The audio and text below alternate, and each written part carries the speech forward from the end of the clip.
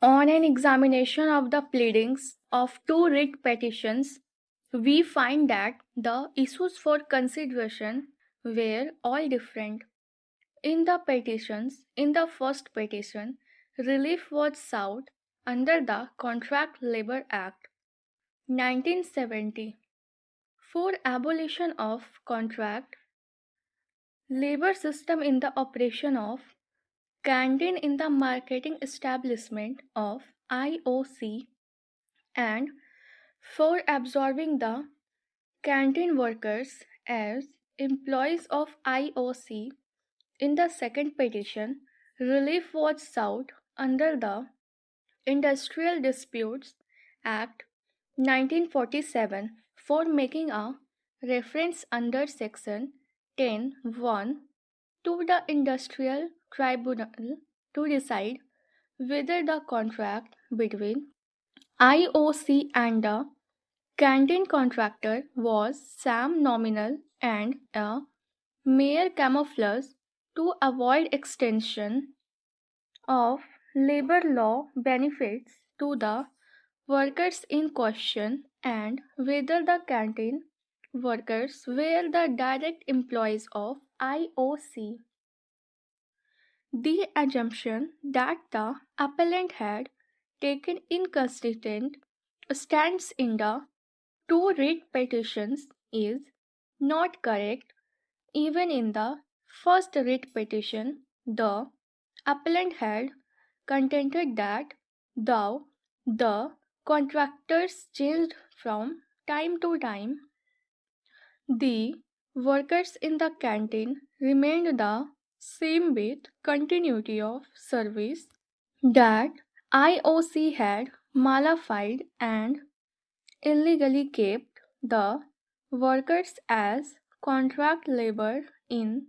order to keep them in a permanent state of insecurity and to deny them the wages and privileges available to permanent workers, that IOC was actually controlling and supervising the canteen, and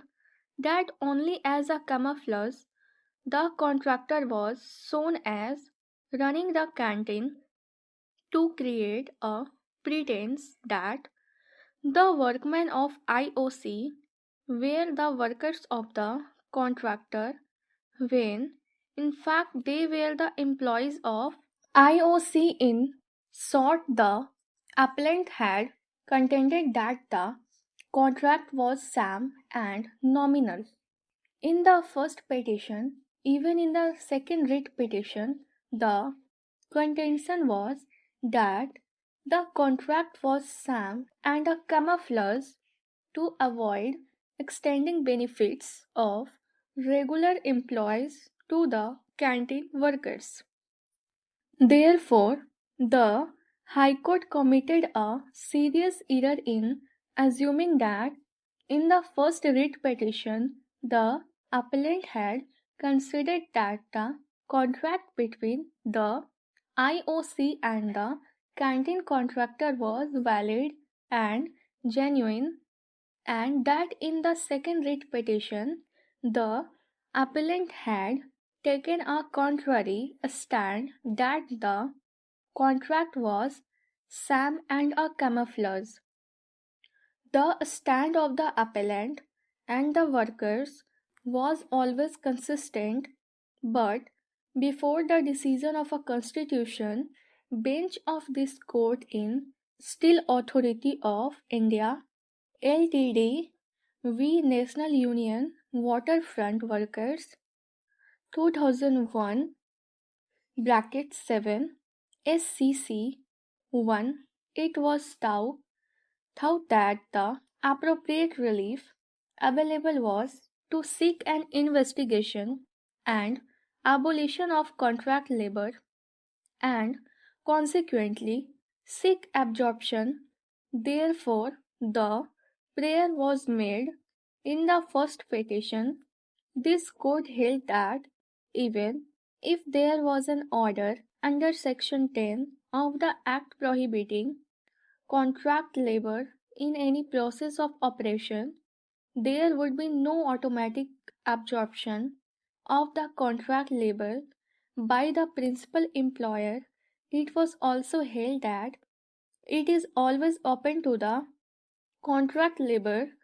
to urge that the contract was sham and nominal by raising an industrial dispute, and